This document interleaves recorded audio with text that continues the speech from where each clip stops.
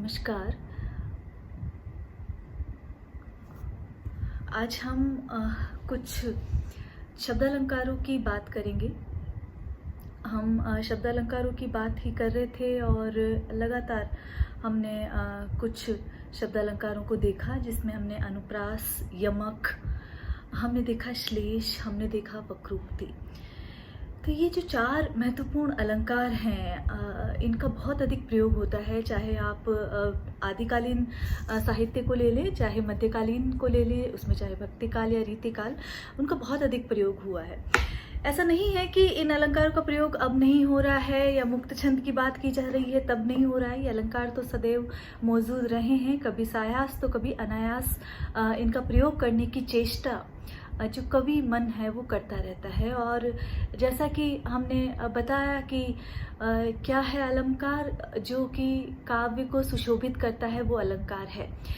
तो काव्य में लावण्य लाने के लिए, काव्य में चमत्कार की सृष्टि करने के लिए, काव्य को अधिक ग्राह्य बनाने के लिए अलंकारों का प्रयोग सदैव किया जाता रहा है। और यही कारण है कि इससे जो उक्ति वैचित्र्य एक तरह से हो जाता है, और इसीलिए जहाँ उक्ति वैचित्र्य की बात आ जाती है वहाँ वक्रोक्ति को काव्य का मूल आधार मान लिया जाता है।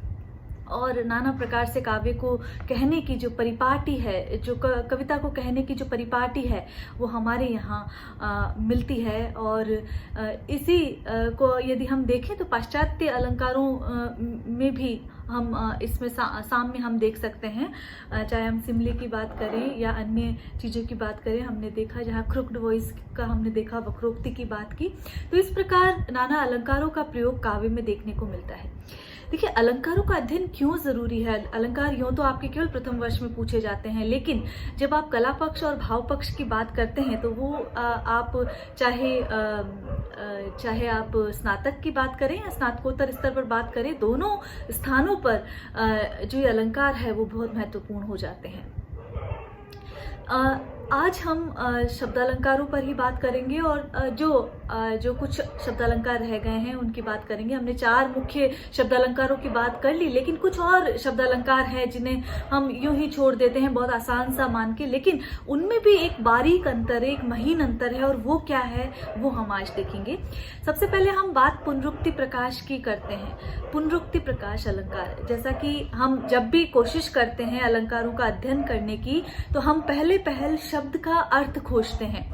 तो पुनरुक्ति प्रकाश अलंकार में भी यदि हम देखें तो जैसा कि पुनरुक्ति, पुनः उक्ति, किसी कथन को बार बार कहना, तो यहाँ कथन ना होकर कोई शब्द जो है बार बार आएगा जिसमें दोहराव होगा, जिसकी आवृत्ति होगी, उसे हम पुनरुक्ति प्रकाश अलंकार मानते हैं। अब देखिए, यहाँ बहुत महीन अंतर है बहुत सारी चीज़ों में। आप कहेंगे कि यमक में भी तो शब्द की आवृत्ति हो रही है। आप कहेंगे कि आप कई जो छात्र हैं वो श्लेष में, चूंकि वहाँ अर्थ की आवृत्ति होती है तो वहाँ पर उसे भी मान लेते हैं और एक भ्रम वहाँ पर उपस्थित हो जाता है।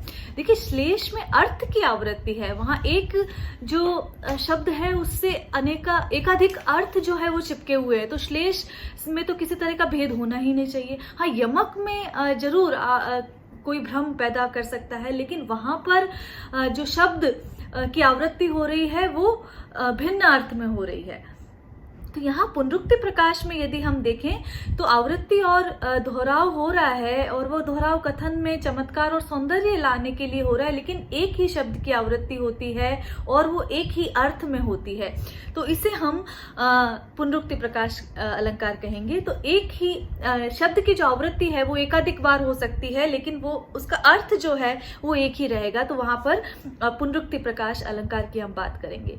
तो पुनरुक्ति प्रकाश का हमने अर्थ जाना कि पुनः आवृत्ति होना, पुनरावृत्ति होना या किसी शब्द का दोहराव होना, लेकिन उसी अर्थ में होगा, ये बात आप ध्यान रखें।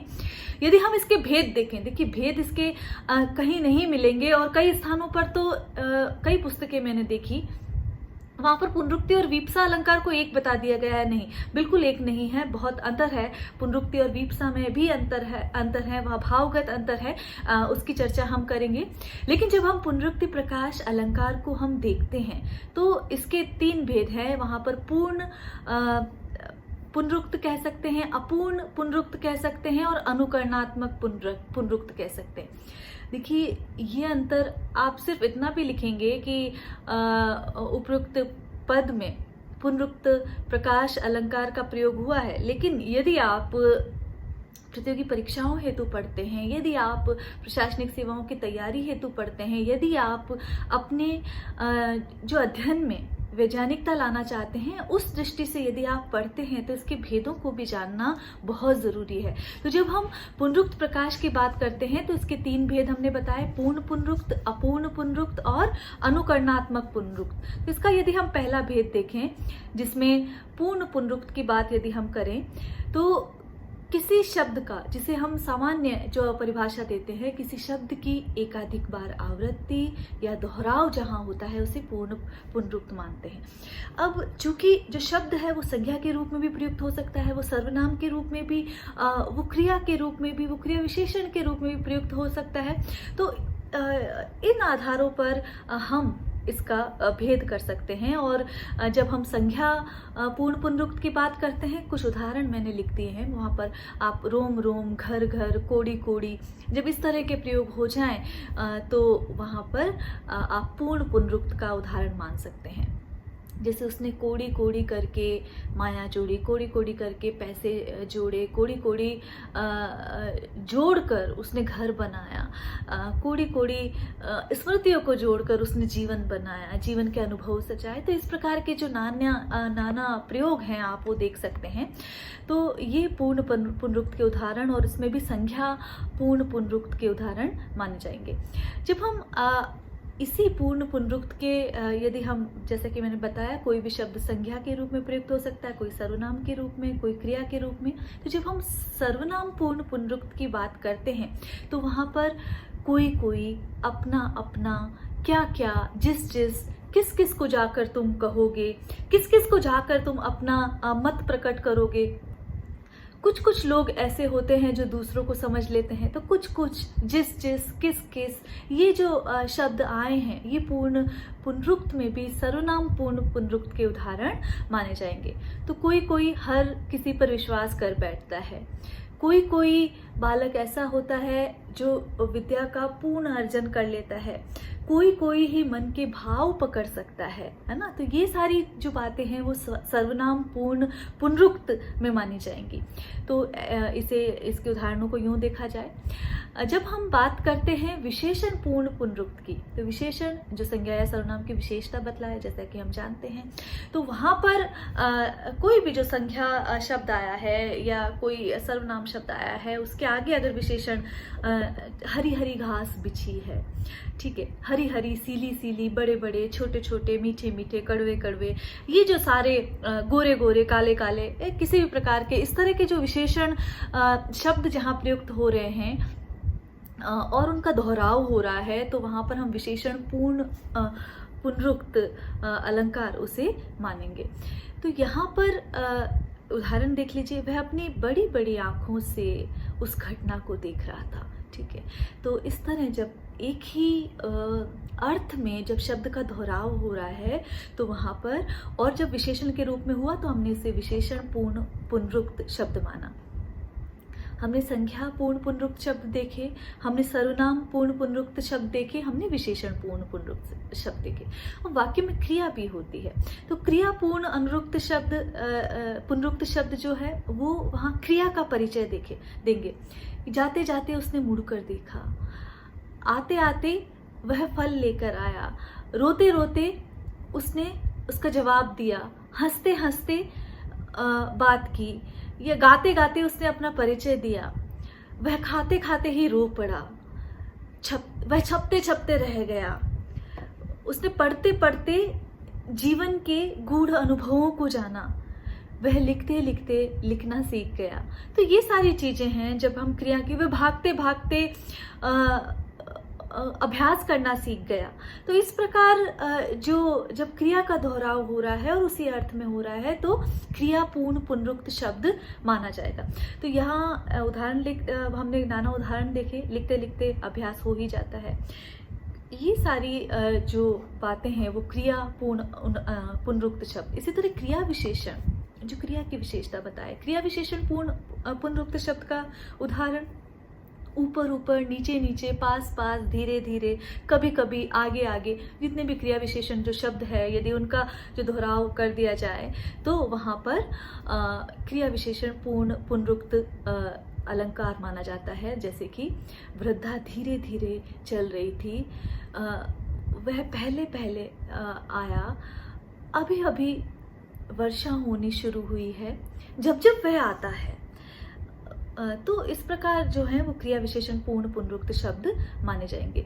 इसी तरह जो विस्मयादि बोधक पूर्ण पुनरुक्त शब्द हैं, और ये हमारी जो बोलचाल की भाषा है उसमें हम बहुत अधिक इनका प्रयोग करते हैं, जिसमें हा हा, छी छी, हाय हाय, जय जय, अरे अरे, राम राम, राम राम ये क्या हो गया, वाह वाह, अरे अरे, हरे हरे, इस तरह के जो प्रयोग हैं वो विस्मयादि बोधक पूर्ण पुनरुक्त शब्द हैं। देखिए पुनरुक्ति हर जगह हो रही है, आवृत्ति हर जगह हो रही है, दोहराव हर जगह हो रहा है, इसलिए हमने इन्हें क्या कहा है, पुनरुक्त शब्द माना है। लेकिन इनके भी हमने भेद किए हैं। जिस प्रकार कोई शब्द वाक्य में प्रयुक्त होता है, चाहे वो संज्ञा के रूप में, चाहे सर्वनाम के रूप में, चाहे विशेषण, चाहे क्रिया विशेषण, चाहे विस्मयादि बोधक, तो इन सभी आधारों पर हमने पुनरुक्ति प्रकाश के भेद किए, हमने इन अलंकारों को देखा। लेकिन यहाँ पर ये बात स्पष्ट जाने, इसका लक्षण स्पष्ट जाने, जिस शब्द की पुनरावृत्ति होगी वो उसी अर्थ में होगी, तो इसलिए इसे हमने माना है पुनरुक्त प्रकाश अलंकार। तो ये एक महत्वपूर्ण भेद था। विभक्ति सहित भी पूर्ण पुनरुक्त शब्द प्रयुक्त होता है, यहीं का यहीं रह गया, सब यहीं का यहीं रह जाएगा, वो वहीं का वहीं छूट गया, गांव का गांव डूब गया, तो दो शब्दों के बीच में विभक्ति आ गई है, ठीक है, घर का घर, साथ ही साथ, पास ही पास, झुंड का झुंड एक साथ आ गया। तो इस प्रकार ये जो विभक्ति के साथ भी पुनरुक्ति प्रकाश, पुनरुक्त शब्द प्रयुक्त हो सकते हैं। तो ये हमने जाना। अब इसका जो हमने तीन भेद किए थे, पूर्ण पुनरुक्त, अपूर्ण पुनरुक्त और अनुकरणात्मक। तो पूर्ण पुनरुक्त में हमने जाना कि जो शब्द है उनका दोहराव हो रहा है और उसी अर्थ में हो रहा है, इसमें हमने नाना भेद देखे। और जब हम देखते हैं अपूर्ण पुनरुक्त में, तो देखिए वहां पर जो है किसी शब्द के साथ उसी प्रकार का कोई सार्थक या निरर्थक शब्द जब आ जाए, उससे मिलता जुलता होना चाहिए, साम्य लगना चाहिए, साम्य होगा नहीं लेकिन साम्य वहां पर लगेगा, तो उससे मिलता जुलता। और ये हम बातचीत की भाषा में बहुत प्रयोग में लेते हैं। तो जब समानुप्रास सार्थक या निरर्थक, यहाँ उस आधार पर ही हम इसके भेद भी करेंगे, या तो वो शब्द सार्थक होगा या निरर्थक होगा, तो उस आधार पर इसे हम इसका भेद एक अपूर्ण पुनरुक्त अलंकार भी करते हैं। और इसमें यदि हम देखें आसपास, ये जो प्रयोग हमने किया वो हो सकता है आमने सामने, देखभाल, भाल का यहाँ पर इस संदर्भ में कोई अर्थ नहीं है, लेकिन देखभाल, देख रेख, आसपास, ये जो शब्दों का दोहराव यहाँ पर एक युगल के रूप में हो रहा है, तो यहाँ पर हमने इसे अपूर्ण पुनरुक्त शब्द कहा है। तो अपूर्ण पुनरुक्त शब्द भी पूर्ण पुनरुक्त शब्द की तरह प्रयुक्त हो सकते हैं, वो संज्ञा के रूप में हो सकते हैं, वो सर्वनाम के रूप में हो सकते हैं, वो विशेषण के रूप में, वो क्रिया के रूप में और क्रिया विशेषण के रूप में। तो इस प्रकार नाना भांति से ये शब्द भी प्रयुक्त हो सकते हैं। और इस प्रकार से भी हम इन्हें बांध सकते हैं कि जब सार्थक शब्दों के मेल से बने तो वो सार्थक अपूर्ण पुनरुक्त शब्द कहलाएंगे। जैसे आमने सामने, दोनों का अर्थ है इधर उधर, इधर उधर नहीं जाना चाहिए, ठीक है। तो ये जो प्रयुक्त है, ये जो प्रयोग हो रहा है वो वहां पर सार्थक शब्दों के मेल से अपूर्ण पुनरुक्त वहां पर बना है। इसी तरह निरर्थक शब्दों के मेल से अंट शंट कुछ भी बोलते रहते हो, अगड़म बगड़म चीजें करते रहते हो, ये टाम टीम क्या रखा है, तो ये सारी चीजें हैं जहां पर निरर्थक शब्द हैं, दोनों ही निरर्थक शब्दों के मेल से बने हैं। और इसी तरह सार्थक निरर्थक दोनों शब्दों के मेल से भीड़ भाड़, पूछताछ, देख रेख, इस प्रकार की जो शब्द हैं वो बनते हैं। तो अपूर्ण पुनरुक्त शब्द पुनरुक्ति प्रकाश में दूसरा भेद है जिसको हमने जाना। तीसरा जो है अनुकरणात्मक पुनरुक्त शब्द। देखिए अनुकरण जो है वो किसी पदार्थ, किसी तत्व की जो ध्वनि से वहाँ पर अनुकरणात्मक ध्वनियाँ जिसे हम कहते हैं, जो पशु पक्षी बोलते हैं उनसे भी हो सकता है, बर्तनों की आवाज़, तत्वों की आवाज़, धातुओं की आवाज़ जो है, उनको, उन ध्वनियों को ध्यान में रखकर, वो ध्वनि यथार्थ भी हो सकती है, वास्तविक भी हो सकती है और वो कल्पित ध्वनि भी हो सकती है, तो उनको ध्यान में रखकर जो शब्द वहाँ पर बनाए जाते हैं उन्हें अनुकरणात्मक पुनरुक्त शब्द कहते हैं। और जब इनका जब प्रयोग होता है पंक्ति में, काव्य पंक्ति में, तो वहाँ पर हम अनुकरणात्मक पुनरुक्त प्रकाश अलंकार मानते हैं। ये भी संख्या शब्द हो सकते हैं, विशेषण शब्द हो सकते हैं, क्रिया शब्द हो सकते हैं और क्रिया विशेषण शब्द हो सकते हैं। ये कुछ शब्द मैंने लिखे हैं। संज्ञा शब्द आप देखिए, भन भन, खटखट, झंझन, पट पट, बक बक। विशेषण में आप इया प्रत्यय लगाकर विशेषण बना लीजिए इनका, गड़बड़िया, खटपटिया, भड़बड़िया, इस तरह के जो शब्द हैं वो बनेंगे। क्रिया में जो क्रिया से बनेंगे, थर थर कांपा तो थरथराना, हिन हिनाना, सनसनाना, इस प्रकार के शब्द। क्रिया विशेषण में झटपट, तड़ तड़, पट पट, इस प्रकार के जो होगी वो क्रिया विशेषण कहलाएंगे। तो ये अनुकरणात्मक जो है वहाँ पर हमने पुनरुक्त प्रकाश अलंकार देखा। अब हम देख रहे हैं वीप्सा अलंकार। देखिए, मैं फिर कह रही हूँ कि जब हम कई पुस्तकों में पढ़ते हैं तो पुनरुक्त प्रकाश और वीप्सा अलंकार को एक ही मान लिया गया है। हम शब्द अलंकारों की बात कर रहे हैं और इसमें हमने पहला देखा पुनरुक्त प्रकाश। अब जो दूसरा ले रहे हैं वीप्सा, वो अलग अलंकार है। हालांकि वहाँ पर भी शब्दों की आवृत्ति हो रही है, लेकिन यहाँ शब्द के साथ साथ पदों की आवृत्ति भी हो सकती है। और ये आवृत्ति केवल ऐसा नहीं है कि हूबहू केवल अर्थ साम्य में ही हो रही है, यहाँ पर मनोभाव महत्वपूर्ण है। इसके लिए आप पूरी कनुप्रिया पढ़ लीजिए। कनुप्रिया वीप्सा अलंकार का श्रेष्ठ, सर्वश्रेष्ठ उदाहरण है। कनु ने पुकारा लेकिन मैं नहीं आई, मैं नहीं आई, मैं नहीं आई। तो यहाँ पर देखिए, लाटानुप्रास अलंकार नहीं है, पूरा पद हो रहा है, लेकिन यहाँ अन्वय भिन्न नहीं हो रहा है। यहाँ उसी अर्थ में प्रयुक्त हो रहा है, लेकिन भाव अलग अलग है, मनोभाव है। वहाँ हर्ष के कारण, वहाँ खेद के कारण, वहाँ दुख के कारण, वहाँ लोभ के कारण, मोह के कारण, ये सारे जो मनोभाव हैं उनके कारण जब उनको प्रदर्शित करने के लिए किसी शब्द का दोहराव हो, किसी पद का दोहराव हो, तो वीप्सा अलंकार माना जाता है।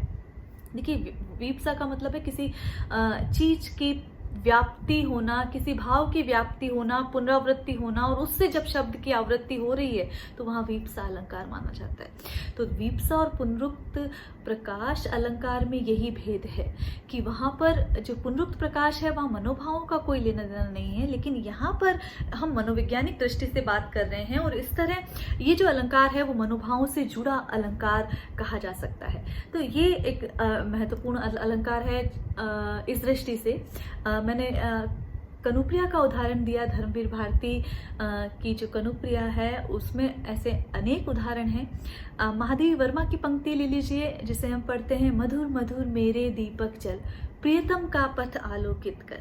छायावादी रचना है, लेकिन जब वो बात कर रही है मधुर मधुर मेरे दीपक जल, तो केवल पुनरुक्ति प्रकाश अलंकार नहीं है, वो वहाँ बहुत भावाकुल अवस्था में कह रही हैं। उनको एक तरह से बहुत अधिक वहाँ पर वेदना भी है, हर्ष भी है, एक तरह का समर्पण भी है। तो ये सारे भाव जहाँ आ रहे हैं तो वहाँ पर वीप्सा अलंकार माना जाएगा।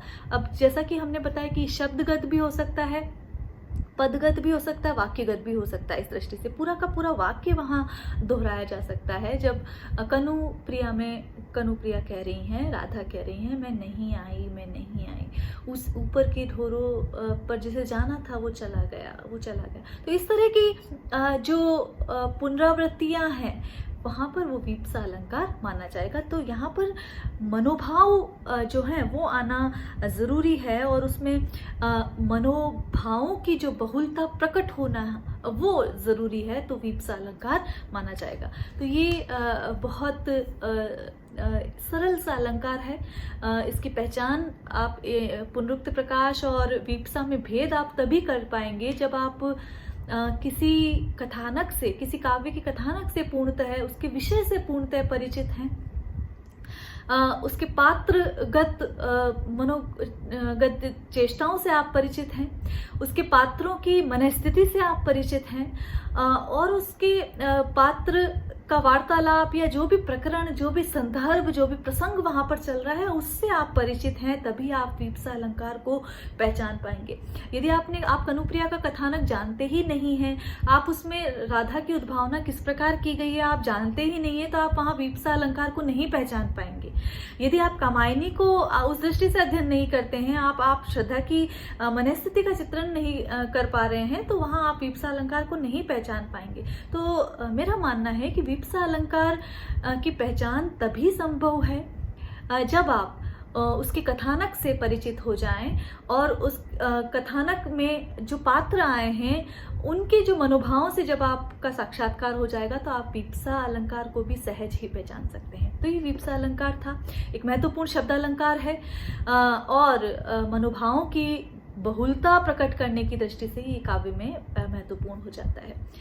अब एक अलंकार आता है जो कि पुनरुक्ति, प्रकाश अलंकार, वीप्सा अलंकार से मिलता जुलता है। ये तीनों अलंकार मेरा एक साथ लेने का औचित्य यही है क्योंकि बहुत अधिक भ्रम पैदा करता है, लेकिन बहुत बारीक अंतर है और मैं चाहती हूँ कि आप उस अंतर को जानें। तो पुनरुक्त वदाभास, देखिए पुनरुक्ति भी है लेकिन उसका आभास है, तो यहाँ पर पुनरुक्त वदाभास अलंकार एक अलग अलंकार मान लिया गया है। लेकिन यहाँ पर देखिए आप कहेंगे कि वहाँ पर भी तो प्रयुक्त हो रहा है, जब हम अपूर्ण पुनरुक्त कह रहे हैं तो वहाँ पर भी तो एक सार्थक और एक निरर्थक शब्द का प्रयोग करके हमने उस श्रेणी में रखा है। लेकिन यहाँ पर सार्थक शब्द ही होंगे और उनका एक स्पष्ट अर्थ भी होगा, लेकिन श्रोता जो है उसे वैसा मान लेता है और यद्यपि भिन्न भिन्न अर्थ होता है लेकिन बहुत करीब होता है वो अर्थ, तो उस दृष्टि से उसे मान लिया जाता है। तो भिन्न भिन्न प्रकार के शब्दों में भिन्न भिन्न अर्थ होने पर भी एक सा प्रतीत होना, वहां प्रतीत हो रहा है, एक आभास है वहां पर, इसलिए हमने इसे क्या मान लिया, पुनरुक्त वदाभास अलंकार माना है। एक बहुत ही रोचक यहाँ पर जो मानस का प्रकरण हम ले रहे हैं जिसमें शूर्पणखा की जब भेंट होती है लक्ष्मण से और राम से और वो उन्हें एक तरह से उनका वर्ण करना चाहती है, तब जो चित्र जो उकेरा है तुलसी ने, उसका उदाहरण मैंने लिया है। पुनि फिरी राम निकट सो आई, प्रभु लक्ष्मण पही बहरी पठाई, लक्ष्मण कहा तो ही सो बरई, जो त्रन तोरी लाज परिहरी। देखिए पुनि और फिरी ये जो शब्द का प्रयोग हुआ है यहाँ पर पुनरुक्त वदाभास अलंकार है। हम पुनि का अर्थ देखते हैं तो फिर होता है, पुनः होता है, और फिरी का मतलब होता है लौट कर आना। तो पुनि फिरी राम निकट सो आए, राम के पास शूर्पणखा है, उन्होंने उनसे आग्रह किया है कि मैं आपको पति के रूप में आपका वरण करना चाहती हूँ, लेकिन राम तो एकनिष्ठ हैं सीता के प्रति, तो उन्होंने उन्हें लक्ष्मण के पास भेज दिया कि आप लक्ष्मण के पास जाइए, आप उधर कोशिश कीजिए। तो यहाँ पर वो फिर जब लक्ष्मण ने उन्हें लौटा दिया है, पुनि फिरी राम निकट सो आई, प्रभु लक्ष्मण पही बहरी पठाई, तो वो राम के पास फिर से आती है जब लक्ष्मण ने उन्हें फिर से भेज दिया है। लक्ष्मण ने क्या कहकर भेजा है, लक्ष्मण कहा तो ही सो बरई, कि आपका वरण तो, तुम्हारा वरण तो वही कर सकता है जिसने जो तृण तोड़ने के समान लज्जा का वरण कर लिया है, अर्थात जिसने लज्जा को त्याग दिया है, जिसने तृण तोड़ने के समान लज्जा को त्याग दिया है, उसी वो जो व्यक्ति अर्थात जो लज्जाहीन व्यक्ति है वही तुम्हारा वरण कर सकता है। तो यहाँ पर जब हम पुनि फिरी राम निकट सो आए, वो फिर से लौट कर राम के पास आई। तो पुनि और फिरी यद्यपि एक जैसे प्रतीत हो रहे हैं लेकिन उनमें अर्थ में भिन्नता है, इसलिए यहाँ पर हम पुनरुक्त वदाभास अलंकार मानेंगे। तो पुनरुक्ति है वहां पर लेकिन उसका आभास है, इसलिए पुनरुक्त वदाभास अलंकार माना जाएगा। तो इस प्रकार इन अलंकारों का प्रयोग हम देखते हैं, इन शब्दालंकारों का प्रयोग देखते हैं, और इसी के साथ आज शब्दालंकारों संबंधी जो चीजें हैं वो समाप्त होती हैं इस अलंकार प्रकरण में। आगे हम अर्थालंकार देखेंगे। देखिए, शब्दालंकार हमने जितने भी देखे हैं, उन शब्दालंकारों को आप उनमें भेद करना भी जानिए। यमक क्यों अलग है, श्लेष क्यों अलग है, और इस दृष्टि से उनमें विभेद करना ज़रूरी है। और जब हम उसको देखते हैं तो वो चीज़ें स्वतः ही स्पष्ट हो जाती हैं कि पुनरुक्ति प्रकाश, वीप्सा, यमक, अनुप्रास, लाटानुप्रास और ये अलंकार किस तरह भिन्न है, मैंने इन प्रकरणों में, इन कालांशों में समझाने की चेष्टा की है। आशा है कि ये चीज़ें आपको सुस्पष्ट हो गई होंगी। आज के लिए इतना ही। नमस्कार।